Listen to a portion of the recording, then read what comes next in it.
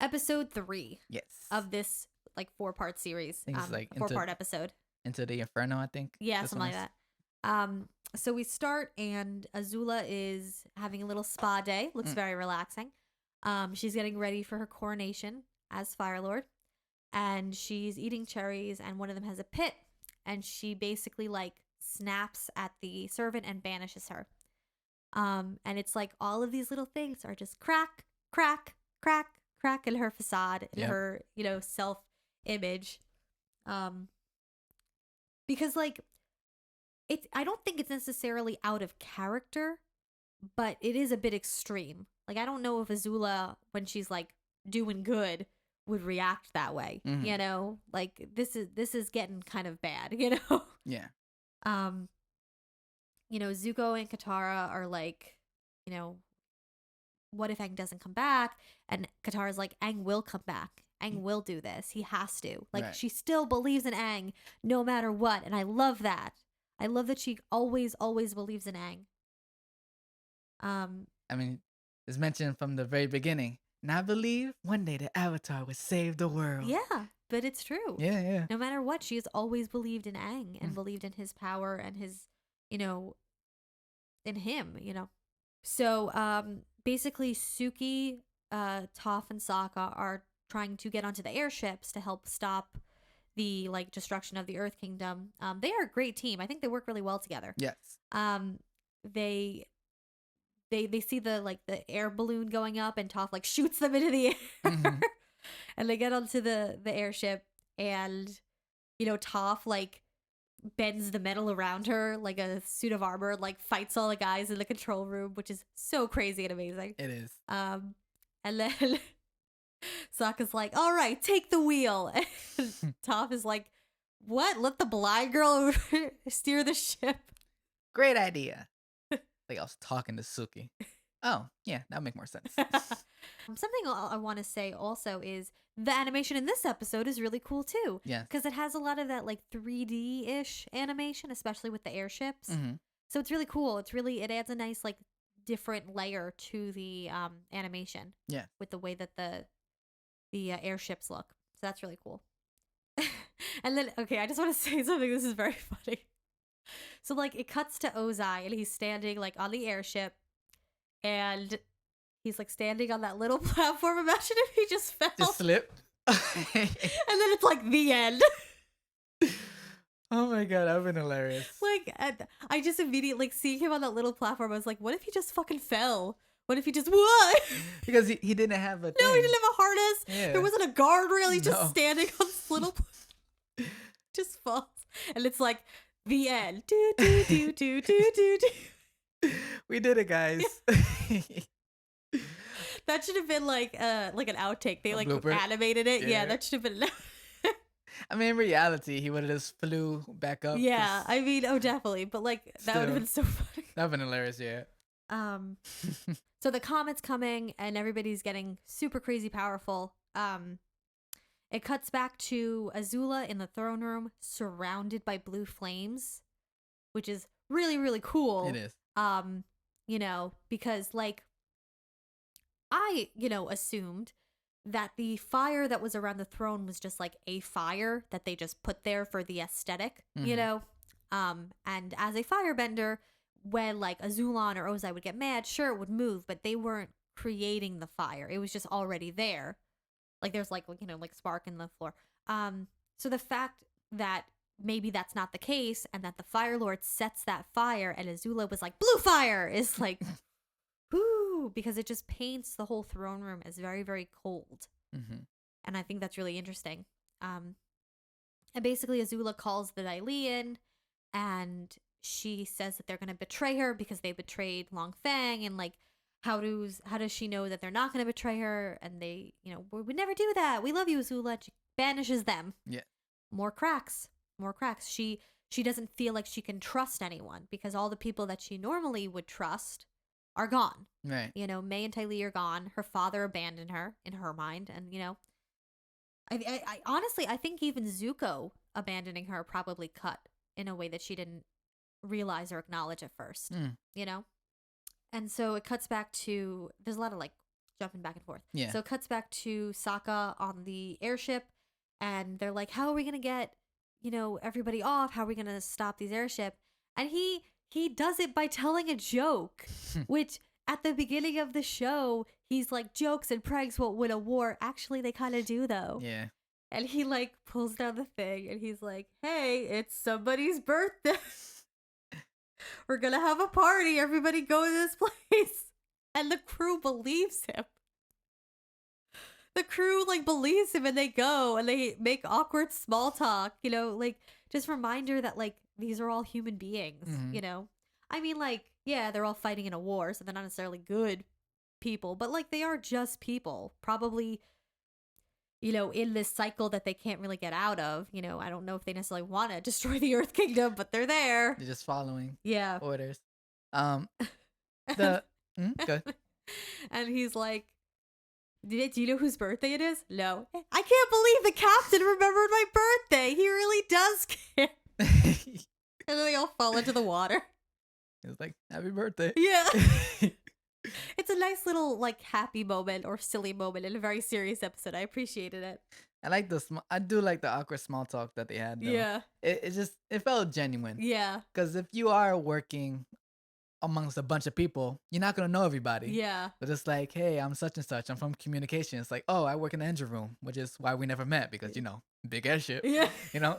It just felt real genuine. I want like a whole episode about those guys. I just want to know what their lives are like. What are their lives like?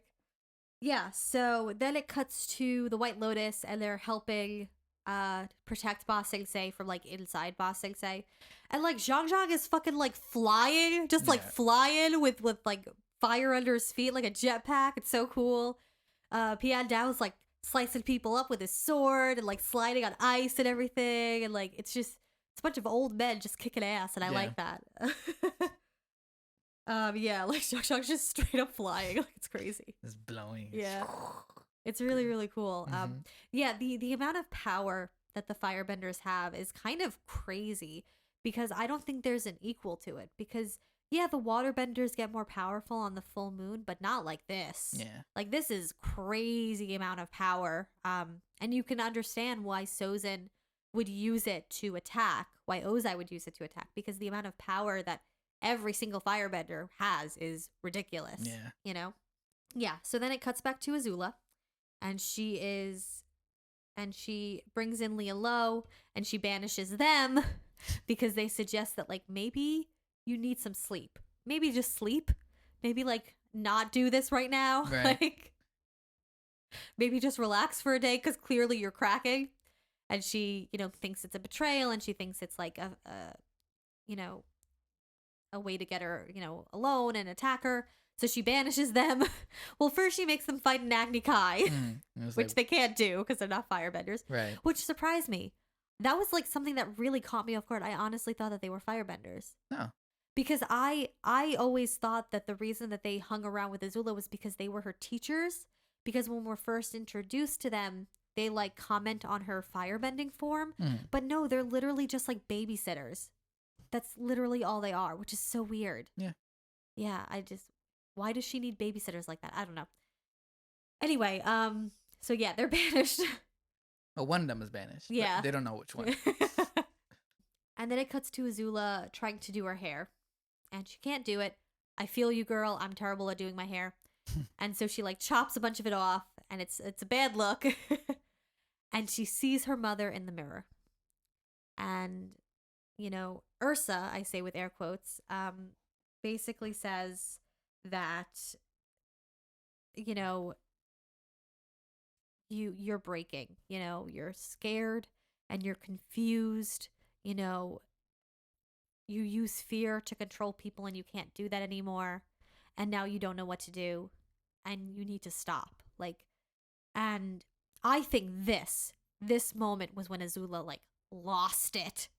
Like when she lost it was when her mother showed up in the mirror. And something that's very interesting is, Azula says like, oh, even you thought I was a monster. You were afraid of me. And Ursa goes, no, I love you, Azula. I do. And I think that's so important because this is Ursa from Azula's mind. This is not Ursa in real life. This is not a spirit. This is what Azula thinks of Ursa. And so the fact that even though Azula says, my mother thought I was a monster, my mother hated me, my mother was afraid of me, the fact that Ursa doesn't say anything like that, she doesn't get angry, she doesn't yell at Azula, instead she just tells Azula that she loves her, that's the truth. And I think Azula knows that, but she's not ready to face it.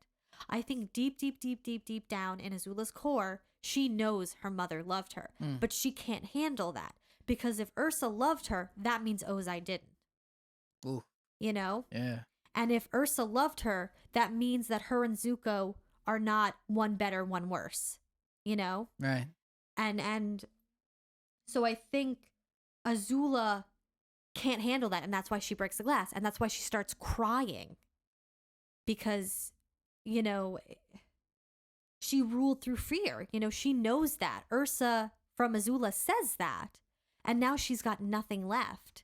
And so who does she call when she's at her wit's end? She calls her mom, you know, which is like so like primitive. That feeling of like calling out for your mother is so primitive. And the fact that Ursa doesn't belittle Azula, doesn't yell at her, doesn't say she hates her, doesn't try to, you know, make her angry, you know, the fact that all she does is say, no, I loved you. I love you. You know, like I'm, you know, you're scared and confused. It's okay. And that breaks Azula. Like, I think that's so important, you know? Yeah.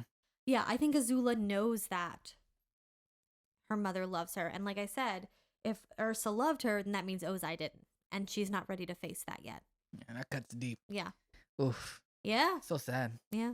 It is really sad. So then it cuts to Ozai and Aang, and Aang is waiting for Ozai on like a cliff, and they see each other, and Ozai basically like rises up on the like fire. And honestly, I think it's probably a good thing that they're doing this now, because fire is the weakest bending that Aang has, and now he's like super powerful in it. So I think it evens out, you know? Yeah, kinda. You know, like now Aang's super powerful in firebending. Ozai lets his ship crash. There are people on it. What a jerk. Doesn't care. Yeah, doesn't care. And then he and Aang basically start to fight. What's interesting to me about this whole thing is that this is the very first time they ever meet. Yeah, could you imagine that? Be like, are you the Fire Lord? I'm supposed to fight him. Yeah, who are you? I'm the Avatar. Oh, good. I'm supposed to kick your ass. Okay. Like, they don't know what each other looks like. It is crazy because usually in just in TV shows in general, the main villain and the protagonist, they'll have some one-offs and everything, and then they have their final showdown. Yeah. It's like, no, this is the very first time. Yeah, and this is what they do. It's just I like the little speech that Ozai gives. He's just like, you know, for 100 years, Fire Lords passed me, couldn't find you, and the universe just by chance brought you to my feet. Like, what? Oh my god! Like, this is amazing. Now I get to kill you right here and now. And Yeah. I thought that was like, that's the first thing he says to the Avatar. Yeah. The bane of his existence. Yeah. You know, that's pretty cool. Yeah, it's definitely, I will say, you know, I make fun of Ozai and everything, but like, it's a really awesome fight. Yes. Like, it's a really awesome fight. Meanwhile, all the other airships are like sending down fire. They're sending down so much fire that even Toph can see it. Yeah. Which is crazy because that's a lot. And they're just destroying the land. They're just no concern about what's there. They're just destroying it. They have no consideration for anything. Basically, Sokka is like, we have to stop all the airships. How are we going to do that? And he tells Toph to like metal bend the fin so that it turns. And basically, he makes the airship that they're on hit all the other airships so that they all go off course and like crash. Mm-hmm.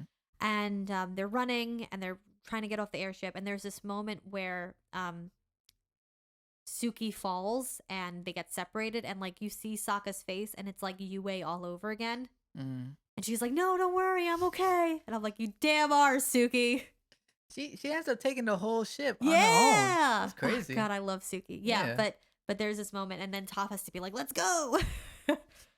And then we cut back to Zuko and Katara because Azula is like literally just about to get crowned. Just about to get crowned Fire Lord. It's a very kind of weird moment because like no one's there. Because she like banished everybody. Yeah. And so Zuko's like, I'm here. I'm going to be Fire Lord, not you. And she's like, fine. Okay. Agni Kai. And Katara's like, you can't fight her. And he's like, no, there's something off about her. Really, Zuko? Something's off about her? You just guessing that? You think something's off? Maybe it's like her crazy hair and crazy eyes, but like, yeah, something's off about her. You could feel it. Yeah. She's slipping. Yeah, I know. We all know. It's kind of visible. Yeah. It definitely feels like destiny for Zuko and Azula to have this Agni Kai because they've basically spent their whole lives competing against each other. And here they are doing it for real. And it's sad that it has to come to this, but it feels like it was always building up to this, like one big fight, you know? And the choice of music for when they're fighting is very interesting. Oh my God, yes. I have a note about that, yeah. Because the fact that you mentioned that is sad. When Aang and Ozai are fighting is boom, boom, boom, boom, big, dramatic.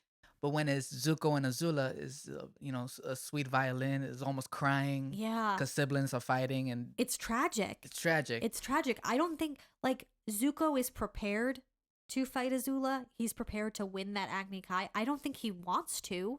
I don't think he wants to even fight this Agni Kai.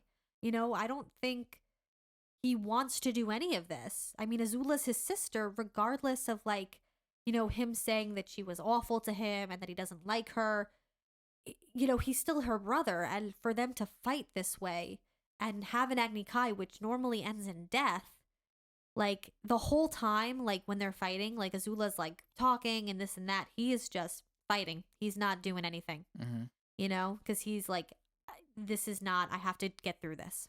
So, yeah, it is very sad. It's tragic, and I'm happy that the music paints it that way, you know?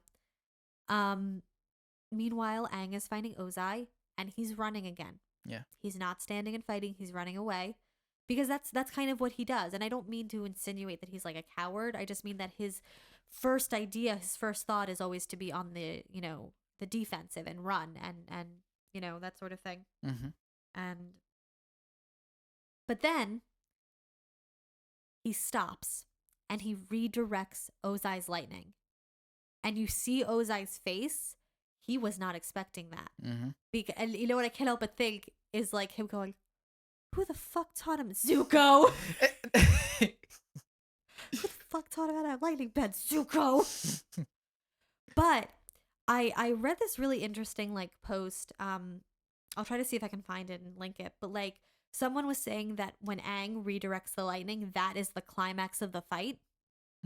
Not when he like gets the avatar state or when he actually like, you know, gets Ozai, but like that moment, because that's the moment when the battle turns, you know, because he's showing Ozai that he is just as powerful and Ozai won't be able to hurt him the way that he's hurt other people.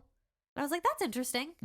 It's definitely a moment where Ozai's like, oh shit. But then Aang falls and then he gets back up and then they start fighting again. And Aang is still sort of running, but it's a little more like they're actually fighting.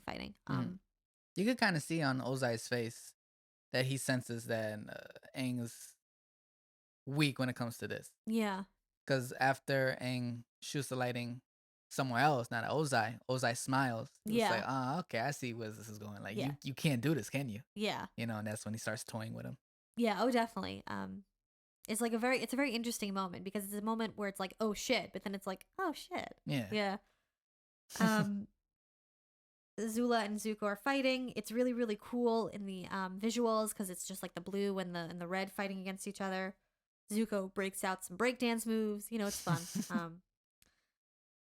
Azula is like all over the place. Yeah. She normally her fighting style is very precise.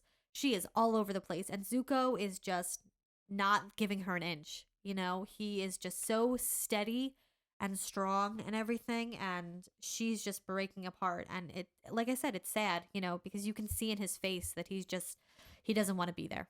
you know. Yep. And then he stupidly, I don't know why he does this. Because you know what? At the end of the day, he's still Zuko.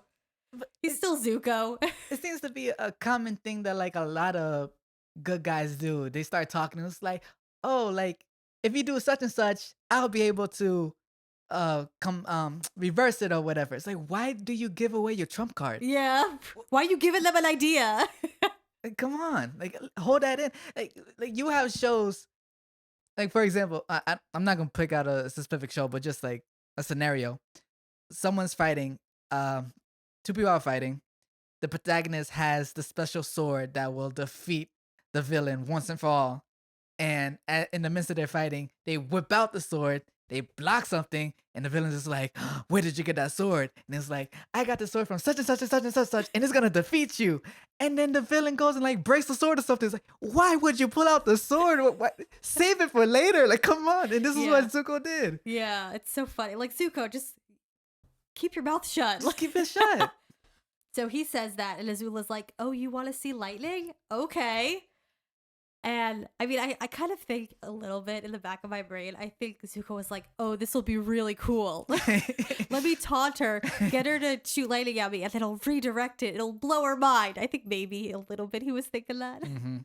But anyway, he says that she gets the lightning going, and then she shoots it at Katara. What was Katara doing in the ring? What was Katara doing in the ring? Listen, I love Katara. What was she doing in the ring? Why was she on the bat? Why was she on the arena? What was she doing there?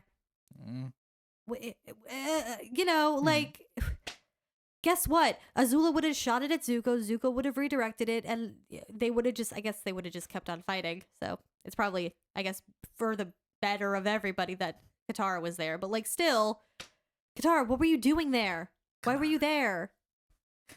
Anyway, Azula cheats, and she shoots lightning at Katara. Zuko, because he cares about Katara, he runs and he tries to stop the lightning, but because he doesn't have like a solid base, he ends up unable to redirect it, and it kind of just goes into him. And he falls, and then Azula starts like attacking Katara. Which I guess in like official Agni Kai rules, she shouldn't do at all. Like, yeah, she definitely should have enough shot lightning at Katara, but like having shot Zuko and him falling should have been the end of the Agni Kai. But Azula's like, nope, I gotta kill as many people as I can. Yeah. And she goes after Katara, and almost like a horror movie the way she was. Yeah. It's a real shift from how she normally fights. Okay. And then we go into the last episode. Avatar Aang. Avatar Aang. And so we start off with Sokka and Toph, like basically like running across the airships, like fighting people as they can. All the airships are being like crashing into each other. And Sokka and Toph are like holding hands as they run, which is cute because like Toph is blind. And they end up falling, and Sokka breaks his leg, and he's basically holding Toph by like one hand. She's just hanging there, which is so scary.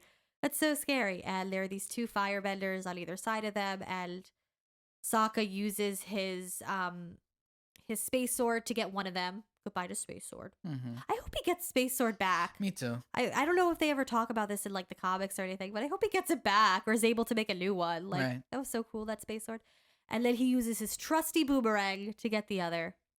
And then he says, "I don't think Boomerang is coming back." Which, like, it's such a quick line, but like, damn if that doesn't hit you. Because like I feel like the boomerang is such a symbol of Sokka's like youth and his childhood.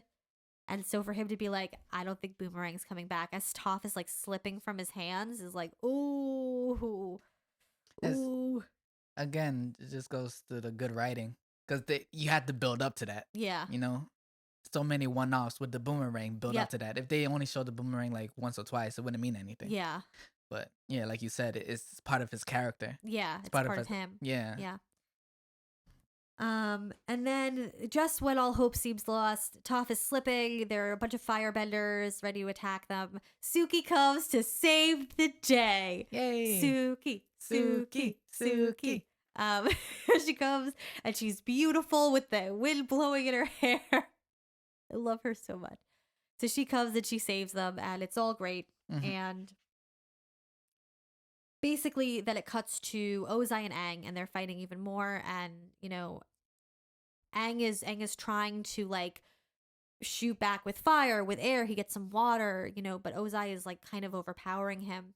And basically, Aang like goes into this like little ball and like to hide basically, and Ozai is just trying to like heat him from the inside. And then he pushes the ball and he pushes Aang into a bunch of rocks. And like it's Deus Ex Machina, and a lot of people don't like Deus Ex Machina, but I think it serves a purpose here. Yeah, it does. I mean, sometimes you just gotta. And he makes Aang, and like Aang's back hits a rock, and it hits him in the spot that Azula shot the lightning, so it unlocks his chakras, and he's able to get into the Avatar state. Let me tell you, I need someone to crack my back like that. I need someone to like, next time I go to get like a massage or something, and they're like, so what do you want us to do? I'm going to say, hey, you know that part in Avatar where Ozai pushes Aang into the rock and it unlocks all of his chakras? Can you do that for me? Just awaken me spiritually. Yeah. My back sucks. Yeah, but it's also, I think it's very interesting because like, obviously Ozai didn't know, but like, he did that to himself. Yeah, he did. Like by pushing Aang into the rock instead of just like, I don't know, waiting for Aang to come out of the rock and then killing him. Whoops, you done played yourself. So Aang reaches the Avatar state, he grabs Ozai by his goat beard, and it's on. And Ozai tries to hit Aang in the face with like a hand of fire. Like, maybe not exactly like, but similar to what he probably did to Zuko. And Aang's like, nope. Those old tricks won't work on me. It was at this moment Ozai realized he fucked up. Yeah. So Aang basically is in the Avatar state, and he and Ozai start fighting. But what's really, really cool is that Aang is in control of the Avatar state now. He's not just blindly using his powers. He's able to really like control what he does, which is awesome. Yes. And here's my opinion. I think that Aang could have won without the Avatar state. I don't think he necessarily needed it. I don't think he needed it for the power. I think he needed it for the support that being in the Avatar state gave him. Because Aang has always been a very powerful bender, even without the Avatar state. So I think had he had the confidence, had he had the support, had he had the kind of backup of the Avatar state, he would have been able to fight Ozai just fine and possibly win. I don't think the Avatar state was essential to Aang winning, but I think it was like that boost he needed, because at the very, very end, he's not in the Avatar state. Right. I think it was just he needed to feel them all behind him. He needed to feel the power and know that he had the control, Yeah. They start fighting and everything, and then it cuts back to Azula and Katara, and Zuko's on the ground, so Azula and Katara are fighting. And honestly, like, props to Katara, because she's fighting a firebender at their most powerful. Yeah. Like, that's rough. That's tough, and she's able to win because of her cleverness, because of her quick thinking, and she basically, like, uses this water that's underneath them to, like, kind of freeze Azula in place, and then she freezes her. She wraps some, like, metal chains around her and, like, attaches her to those grates so she can't move. And she wins. Yep. And she's done. And it's a really, I think, symbolic moment, because you have the idea that Azula and Katara are foils, that they're both sister characters. And so here's Katara overpowering and defeating Azula to become Zuko's sister. I mean, obviously not to say that like Azula and Zuko can't figure something out later, but as of right now, she is overcoming the hurt and the fear and the anger of the relationship between Azula and Zuko, and bringing love and healing and friendship and care into that sibling relationship. Right. And she, is going to heal Zuko and teach him what a real sibling relationship is like. And then maybe he'll be able to heal Azula. Yeah. And then it ends with Azula chained to the ground, screaming and crying and shooting fire, and it's sad. It's pathetic. It's pitiful. It's sad. Cuz like the thing is Azula could have gotten out of that. She could have melted those chains. She has fire. She might have hurt herself, but she could have melted those chains, and I think any other time she would have, but after what I think is just a really bad 2 weeks,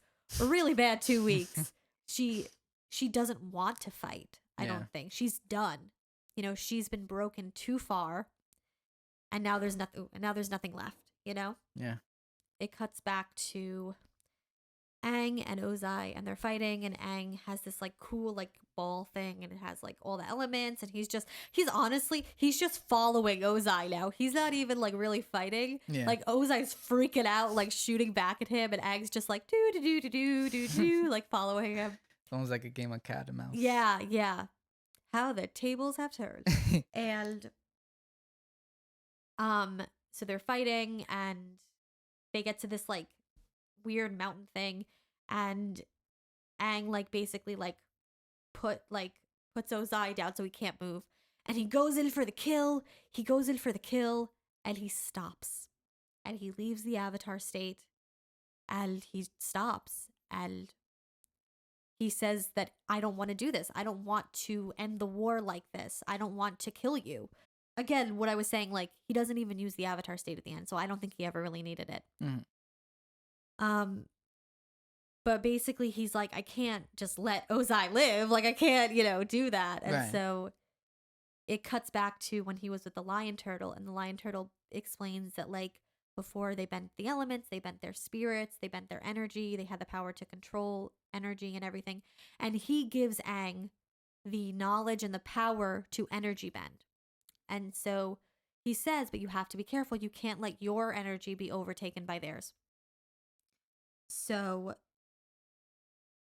Aang basically like holds Ozai up, and he holds him, and he basically takes his energy away. And the coloring is so cool. Yeah. Because it's like half red, half blue, and then the red slowly starts to take it over. And then just when you think, it's all blue! And it's like this beam of light. And like, can you imagine like Sokka and Suki watching this? Like, wait. Yeah, he got it. All right, go ahead. Like, what is going on? I know what that blue means. That's our boy. Yeah. It's like that gif of LeBron James where he's like watching the game and he's like, yeah. But he is able to bend, and I think he's using his airbendingness to be unbendable. I think, like, again, I was saying like Aang is fighting, I think, as an airbender, and I think he's using all the lessons that he learned through airbending to stay steady and stay true to who he is, so he's not going to be overtaken by Ozai's energy. Right. And then so he takes it, and Ozai is like super weak. Can you even lift, bro? But yeah. So Aang takes his energy, and he kind of collapses, because I imagine it's very like draining in general to have your energy taken. But also for someone like Ozai, his firebending is so much a part of him that for it to be taken from him is probably very, I think, physically detrimental. Yeah. Like, sure, you don't need bending. Like, obviously, like, Sokka and Suki and so many people don't have bending and they're fine. But I think for Ozai, so much of his, like, personality, his way of life, his being is centered around firebending. So to take it is so devastating, I think, in a way that it might not be devastating to someone else if he took their bending away. So yeah, he takes his bending, and he won. He wins, and he didn't have to go against his ideals. He didn't have to go against the way that he was raised, and it's beautiful. I think it's wonderful that Aang is able to make that choice. Like you were saying, he has that choice. I love that. Yeah, and it wasn't. The thing that makes it even more satisfying that it wasn't a cop out. No, it wasn't. It wasn't like some bullshit that came out of nowhere. It's like he met the lion turtle. It was something like you said. It was hinted in book 2 Yeah. what the lion turtle was. Met him, learned this new technique, and was able to do what he wanted to do. Yeah. And to be honest, if you think it's a cop out, my one kind of like thing to that is, even if it is, why? Why do you care? Mm, Like, aren't you happy that Aang didn't have to kill the Fire Lord? Like, why do you want Aang to kill the Fire Lord so bad? right. You know? Even if it is a cop out, even if it is Deus Ex Machina, it's still good. It's still good. Like, you know? Yeah. And I think it was expertly done. You know? Because ever since the like beginning, Aang was saying he didn't want to kill the Fire Lord. It's not like he changed his mind. So if you went into the last episode expecting Aang to do it and kill him, and were disappointed when Aang didn't kill him, you weren't paying attention, Right. you know? Exactly. So Suki and Toph and Sokka basically get to Aang, and they're like, oh my god, Aang, you did it! This is great! Is he still alive? Yes, I'm still alive. And then, like, Sokka calls him the loser lord. Yeah. And I'm like, ooh, getting pwned by a couple of teenagers? Yikes. Sucks to be you, Ozai. Yeah, it does. Pwned by a bunch of kids. And then the sun sets. The sun sets on the war, and it's over. Yep. And, you know, there's more to be done, obviously, but for now, there is some peace. You know, all the darkness is going away and the sun is coming out. And then, you know, it cuts to Zuko, and he has this, like, big bandage on, but he's okay. He's okay. He's okay. You know, him and Katara, like, she healed him, and, you know, she says, like, thank you for saving me, and he's like, no, thank you for saving me. Mm-hmm. They love each other so much. Yes. And he is putting on his robe, and who shows up? May! Love of my life, May. She shows up, and like, Zuko's, like, smile is so big. He, like, genuinely loves May, and I love that for him. And, he looks so happy to see her, and she looks happy to see him, and she helps him get dressed. And he's like, oh, so you're not, like, mad at me? Like, we're still gonna be dating? And she's like, yeah, I guess it means I actually kind of like you, but don't ever break up with me again. But listen, having it start from, I love the way you hate the world, to, I actually kind of like you, you know what that is? Growth. Yes. It's growth. May and Zuko are finally, I think, communicating in a genuine way. And I think that's great. Yay. We love to see it. We love to see it. Also, May, like, completely unrelated, but she would be a really good fire lady. Fire lady? Yeah, fire lady. What's that? Like, Zuko's wife. Like, he's the fire lord, she would be the fire lady. Okay, gotcha. Because, like, I feel like she would be, like, there in meetings. Like, everyone would kind of look past her. Like, they wouldn't think anything of her. But she's, like, doing, like, covert spy missions, and she knows all the dirt on everybody because she grew up in the nobility. Like, she'd be so important and so good to have in, like, Zuko's cabinet. Yeah. Yeah, so then everybody's in, like, the Fire Nation, and they're all reconnecting. Like, they see Hakoda and Bato, and everyone hugs, and everyone's happy. And then we see the Kyoshi warriors, and Ty Lee is with them. This is the one thing I kind of don't get. Like, Ty Lee, you just traded one cage for another. The thing that you hated was being compared to your sisters, and now you're in a group where you all wear the same outfit and are supposed to act like a cohesive group that all does the same thing. And maybe there was some type of meaningful bond off screen. I mean, they did bond in prison, I guess. Right. I mean, maybe it's because here she's making a choice to be part of a match to be set? part of a match set. Also, it's not like she can join the circus again. I feel like that's going to be kind of not going on for a while. Right. But also, you know what it could be?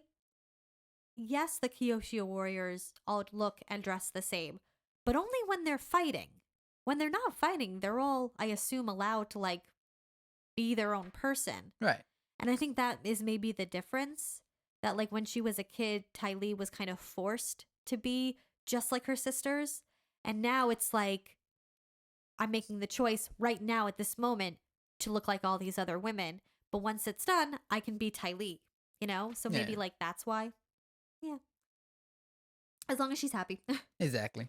So then we see Zuko and Aang, and they're in fancy schmancy clothes.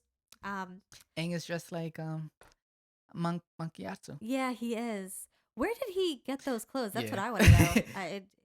Maybe they had some in like an artifact room or something in the Fire Nation, or maybe I like told a seamstress and she was able to do it. But Maybe. yeah, I'm just wondering where he got those. But we see Zuko, his hair is up in like a little ponytail, which there's got to be so much gel in his hair Dude. because he does not have the length for that. And it's like, that ponytail is being held up by hopes and a dream. And anyway, basically, Zuko says, like, oh man, I didn't, like, isn't it crazy? Like, a year ago, I was chasing you, and now we're friends. And Aang's like, yeah, a year ago, I was in ice, and now I saved the world, and we're friends. And that's so important. Zuko and Aang's friendship is so important. And it just calls back to the Yu Yan archers when Aang was like, oh, do you think we could have ever been friends? And Zuko was like, no. Yeah. And now here they are, and they are friends. And their friendship is so important. And their friendship is the reason why the world was saved. Yeah. I mean, one of the reasons. And it's it's I love it. So beautiful. It's so beautiful. And it's proof that like the nations can work together and can be together and be peaceful. Mm-hmm. And then so like Zuko and Aang come out, and it's a little sad that Aang is the only like one in yellow. Like there's all this red, all this green, all this blue. No yellow for Aang, yellow. It's sad. Yeah. But Zuko becomes the Fire Lord, and he says that now is the time for the Fire Nation to basically change and, stop its ways and rejoin, the world as a peaceful nation, and, just like, the idea that like no longer will the different kingdoms be fighting against each other. Everyone's going to live in harmony, which is beautiful. Yes. And what I love is that he calls Aang to stand next to him, to show that they're equal. Mm-hmm. Like, yes, Zuko's the Fire Lord, but he is no better than the Avatar. The Avatar deserves just as much respect as Zuko, and that's, I think, really important. And like Zuko standing with Aang is sort of like fixing Roku and Sozin's mistakes, Yeah, exactly. So then it cuts to Zuko going to the prison. He sees his father. His father looks pathetic and a mess. And Zuko says, what happened to my mother? Or where is my mother? And then that scene ends. I don't like this. I don't like the way that the show handled the Ursa storyline. One, no one cared. 2, everyone kind of was like, oh, she's dead, until Ozai was like, don't you want to know what happened to your mother like 4 episodes ago? And 3, they ask this question and then they don't resolve it. That's bad writing. I'm sorry. It's bad writing. Right. Oh, but Brielle is in the comics. Bullshit. I shouldn't have to read supplemental material to answer a question that was posed in the TV show. Supplemental material is for things like, I wonder how character A got to that place that we saw them. I wonder what happened before the show. I wonder what kind of wacky adventures the characters went on after the show. I wonder about the Cabbage Man. What's his backstory? That's supplemental material, not a major question that is asked in the last episode. That is bad writing. I should not have to read supplemental material to answer that question. Now, I think that the comics is actually a great place for the Ursa storyline, for them searching for her. I think that's fine. I don't care that they did it in the comic book. However, I just wish they would have done it better to set that up. So fine. If you want to have a comic be about Zuko searching for his mom, that's fine. But you should have set it up better. Instead of being where is my mother? End. Maybe have someone say, so Zuko, now that you're Fire Lord, what are you going to do next? And he could say, well, I'm going to do this, that, and I'm going to go find my mom. My father told me she was still alive. I think I'm going to go find her. That's it. That's all they would have needed to do to make it make sense. because that sets up an adventure. It's not the most important thing because Zuko says that he has other stuff to do, but now we know that that's something that Zuko's going to do, and we can read all about it in the comic book. But if we don't want to, we don't have to, and guess what? The story's still fine. It's not an unanswered question. We know that Ursa's out there, and we know that Zuko's going to find her. You know? Right. It was answered to us. Sure, maybe not fully, but it was answered, you know? So I hate that. It's just the one thing, it just really gets on my nerves that they did it that way, because it's bad writing. I'm sorry, fight me. Like, they should have, like, I don't care that they brought it up, but they should have handled it better, you know? I mean,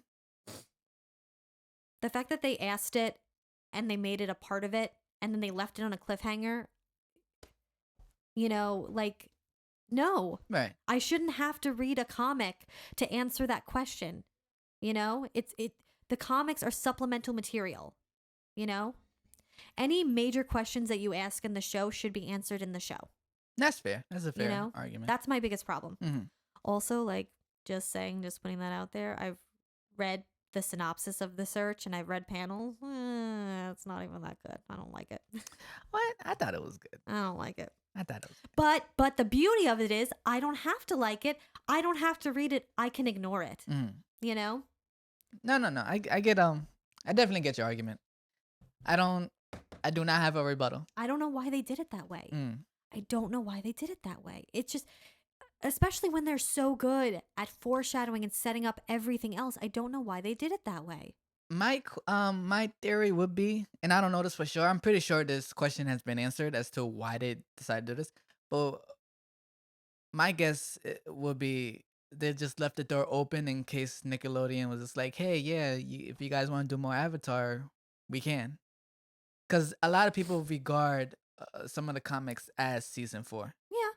So maybe Mike and Brian were just leaving that door open. I don't think so. I mean, I don't think it's like the worst idea. Mm. I don't think they were ever planning on doing a 4th season. Because like, for them to have do 4 seasons, for them to have planned to do 4 seasons, but end the 3rd season with the end of the war makes no sense.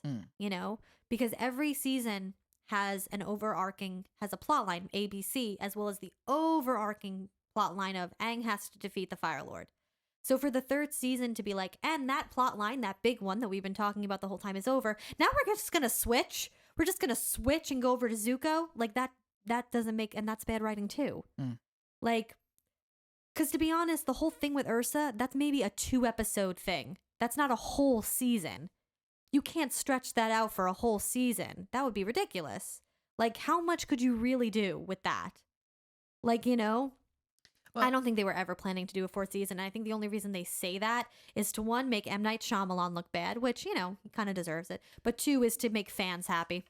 I don't think they would have stretched into a whole season. I think it would have been more of like a TV movie type thing. Like that's fine. That would have been fine. Mm-hmm. But again, they shouldn't have set it up like a cliffhanger like that. Yeah, you know? Yeah. No, I get you. That's my issue with it. That's my issue with it. And that's, whatever. That's my issue with it. I'm done. I'm done talking about it. It's a fair point. This is definitely a fair point. Yeah.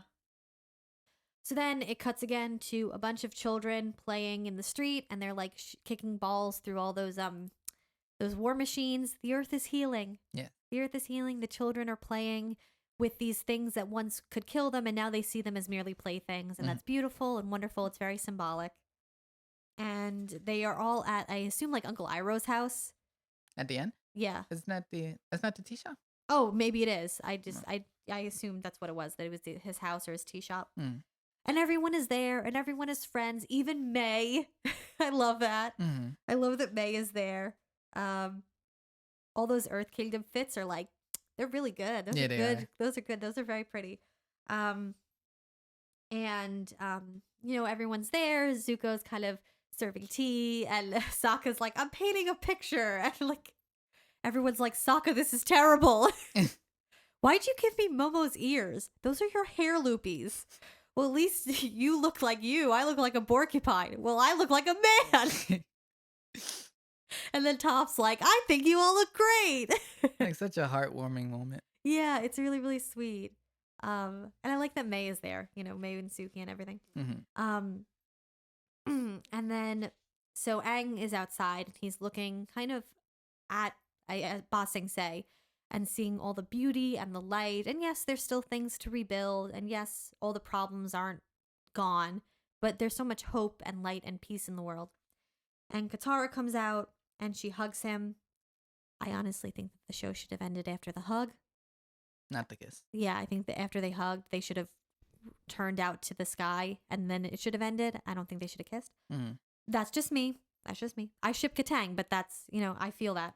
And the reason is because while I think romantic love is important, and it is important to the characters, there are plenty of instances of romantic love that ends up being like something that saves you, like May with Zuko and like Sokka and Suki. I feel like the more important love or type of love in the show that the show preaches is like platonic love of family, love of friends. And so that's why I kind of wish that the show had just ended with their hug. Because if you want to, as a shipper, you can definitely see that as romantic. But you don't necessarily have to. But I think I just think that a hug is more powerful than a kiss, actually. Mm. I think a hug is more powerful than a kiss. I get it. Because I think it's while the romantic relationships are definitely important, I think it's the platonic ones that make the show and make the characters so strong, Mm-hmm. But Aang got the girl. He deserves a kiss. Yeah. And then the show ends with him and Katara together and it goes off into the sunset. In the and end. It's the end. And that music at the end, the do, do, do, do, do, do. It's so calming and so peaceful. It's beautiful. It is. And then the show is over. The end. The end. I mean, I have my gripes I didn't have before that I have now with the kiss and all that. Because I was thinking about everything that you were saying while we're watching essentially kids. Yeah, I was like, ooh, this is like a 13-year-old. And I'm not going to go on a rant, even though I want to. You can. No, I'm not going to. We already, yeah. I'm going to spare everyone. But this is what happens when creators make a cartoon show that's geared towards kids but have adult theming so that it appeals to people our age. Yeah. And this is not on the creators. This is on the networks because the networks are always pushing for. Obviously, we're a kids network. We have to appeal to kids, which I understand. Yeah. Fine. But now that I'm talking out loud, maybe it is part of the creator's fault too. So it's 50-50 because you have a creator who wants to tell this really cool story that has a little bit of adult theming, so they got to dumb it down just a bit. And then you got the network who's just trying to make money and trying to like sell a product, whatever. Yeah. So what fucks it up is when they do have like adult themes and like they kiss at the end and it's like, oh, when these are kids, just right off the bat, just fucking make them 20-year-olds or something like that. Like they can't because they have to appeal to kids. Yeah. So it's just it's just this back and forth, and I'm just, it annoys me that networks don't think that the demographic of 18 and up don't like cartoons. Yeah. Oh yeah. Like, what is that? Like that to them, that demographic does not exist. Yeah. Well, yeah, because think about how many like live action shows are about high school. And these kids are off doing drugs, drinking, having sex. It would be really easy if you just made them in college. But for some reason, they won't do it. They will not write these shows as if these kids are in college, when that would give them so much more freedom as writers. But like, ooh, scandalous high school, And then you have these like 25-year-old people playing 16-year-olds, which is fucking everybody up who's watching. Because it's telling all the 16-year-olds you have to look like this. And it's telling all the 25-year-olds, hey, 16-year-olds are hot and sexy. It's bad. Kind of predatory now. Yeah. I don't think that Avatar was being predatory. No. Yeah, but the other stuff. Yeah. oof, it's just really fucking annoying. Yeah. And I'm just really the reason why I'm angry about it now Mm-hmm. is because of when you and I are talking about it, and because they just canceled Infinity Train because it didn't appeal to kids. No. 18 to 25 to 30, that demographic exists, Cartoon Network. It exists. We like Infinity Train. Yeah. You didn't have to cancel it. It didn't have to appeal to kids. It was on fucking HBO Max. It wasn't Yeah. even on Cartoon Network anymore. Yeah. HBO Max. It was a streaming thing. You could have kept it. But no, Mhm. because it didn't appeal to kids and it was a little too dark. Yeah. Boom. Because So with animation, it's like there's only two ways. There's kid animation and adult animation. there's no in And between. adult animation is like Family Guy, and that sucks Yeah. because, animation is a beautiful medium. You can do so much with animation. And I think this idea that it can only be for kids, it can only be like Disney movies, or it can only be like Family Guy is really limiting, you know? Because like you have all these like really interesting like foreign films that use animation, and it's so cool, like Persepolis and stuff. They use animation to tell a really dramatic story, and it works. And it's a shame that we don't do that in the US, that we haven't gotten there yet. I mean, Netflix is starting to garner aim at that demographic.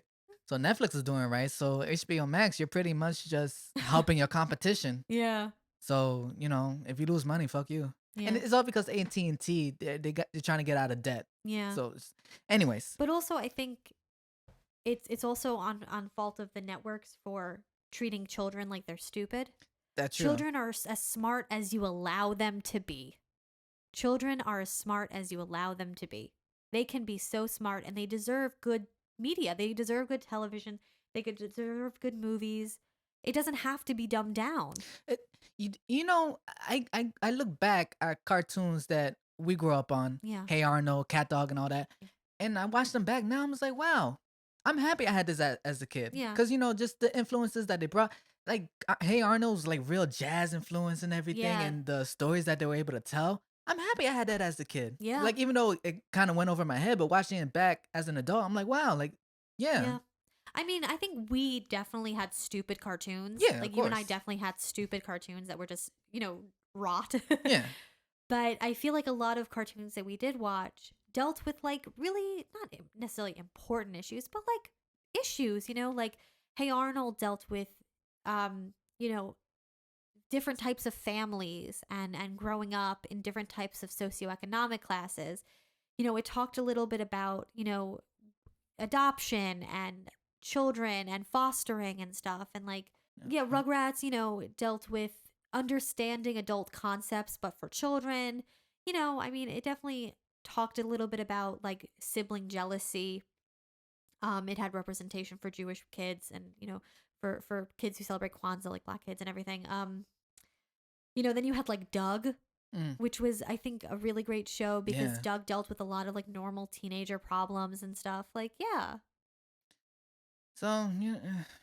yeah, And just go back where I would say it's 50-50, and it kind of goes on the creator as well, mhm, because if you got don't pitch it to a Cartoon Network, don't pitch it to a kids network then, if they're not going to allow you to finish it, because it's and I know it's kind of hard to like foresee that. It's like, yeah, oh, but at the end of the day, certain networks have a track history of pulling this shit. yeah, So going into it, maybe I should hold this idea, maybe pitch it to a Netflix, or yeah, if you're gonna go to Cartoon Network, at least pitch it to Adult Swim or hmm, something. But yeah. whatever.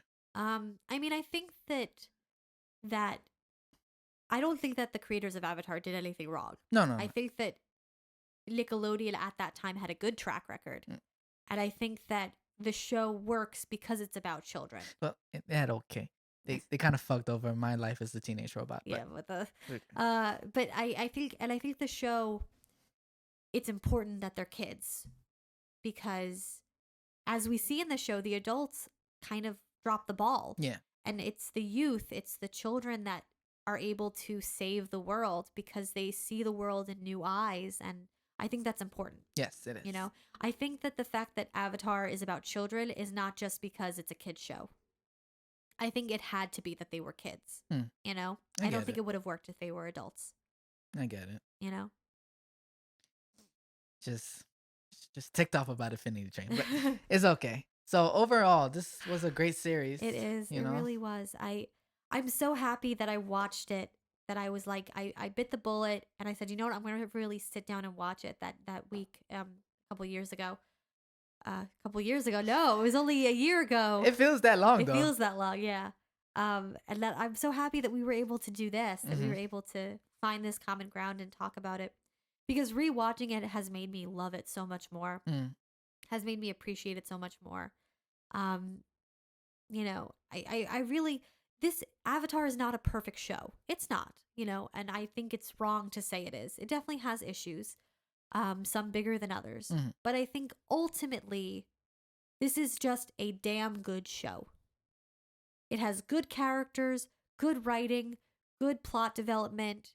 The world building is really great. It's fun to watch. It's interesting. Like, it's just a good show. Yes. And I feel like, especially now, we are so oversaturated with media. We are so oversaturated with television shows and streaming platforms and this and that, that to be able to say, here is a good show that I can watch anytime and enjoy it is so nice. Yeah. It's so nice. Definitely, man. And I agree. We watching this and discussing it with you open my eyes to different ideas that I didn't think of Right. rewatching it by myself. Oh, awesome. Yeah, so this was very Yeah. enjoyable experience. All right, everyone. So this is the end of the podcast. Yes. We are going to be taking a short break while we figure things out. We might come back with a different format or a different setup. We haven't decided yet. But thank you so much to all of our supporters, for our watchers and our listeners. It means so much that you kind of were on this journey with us. Mm-hmm. Um, For now, anywhere you find podcasts, you can listen to us on Anchor, Spotify, Apple Music, Pandora, anywhere you find podcasts. If you're watching us on YouTube, we're here at YouTube under a rock with Brielle and Guerlain, and just thank you for riding with us on this ride. Yeah. And we'll see what the next chapter is. Yeah, exactly. Please follow our Instagram. Yes. Any kind of news or updates will be on that. All the links will be in the description of the YouTube video. All right. All right. Well, peace out. Bye. Bye.